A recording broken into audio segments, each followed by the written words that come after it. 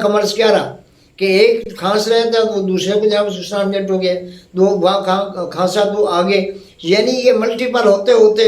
ایک بہت ساری دم پیدا ہو گیا اور ایک ہجوم کو یہ مرض ڈھک ہو گیا۔ اسی طرح ایک شخص مرض پھیلانے کا سبب بنتا ہے کہ ایک سے دوسرے، دوسرے کو تیسرے، حتیٰ کہ یہ بھی اسی طرح جیسا کہ وائرس ایک جگہ سے دوسرے پر، تو یہ زن اور مرد دونوں ایک دوسرے کے لیے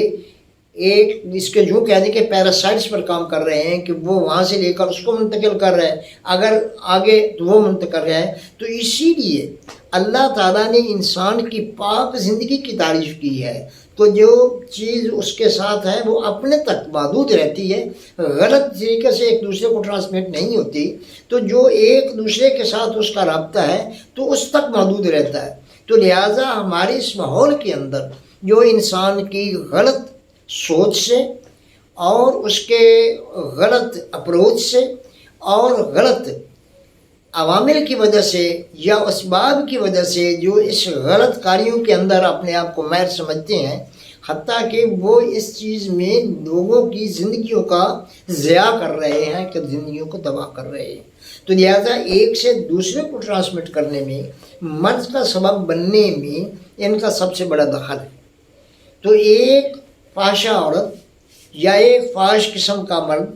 ایک دوسرے کے ساتھ جب یہ ان کا رابطہ رہتا ہے تو ان امراض کو ایک دوسرے میں مستحکم کرتے کرتے ایک ماحول کے اندر ایک بہت بڑا سا کوہرام بنا دیتے ہیں، جس کی وجہ سے لوگوں کے اندر یہ چیزیں پیدا ہو جاتی ہیں۔ تو اللہ سے دعا ہے کہ اللہ ان لوگوں کو عقل سلیم عطا فرمائے اور ان کے اس نقصانات سے ان کے دلوں کو آگاہی ہو اور ان کے ذہن اس کی طرف اللہ تعالیٰ موڑ دے کہ ان کو ان کے جو مضر اثرات ہیں، جو ان سے تباہی پیدا ہوتی ہے، جو اس سے لوگوں کے اندر ایک بہت بڑا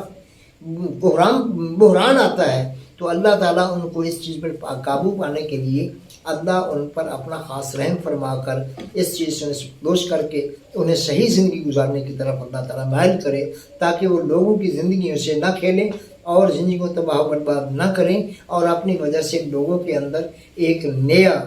شاخسانہ پیدا کر کے ان کی زندگی کو تحوالہ نہ کریں۔ تو اللہ تعالیٰ ان کو عقل سلیم عطا فرمائے اور اللہ ان کو توفیق دے کہ اس چیز سے باز رہیں۔ السلام۔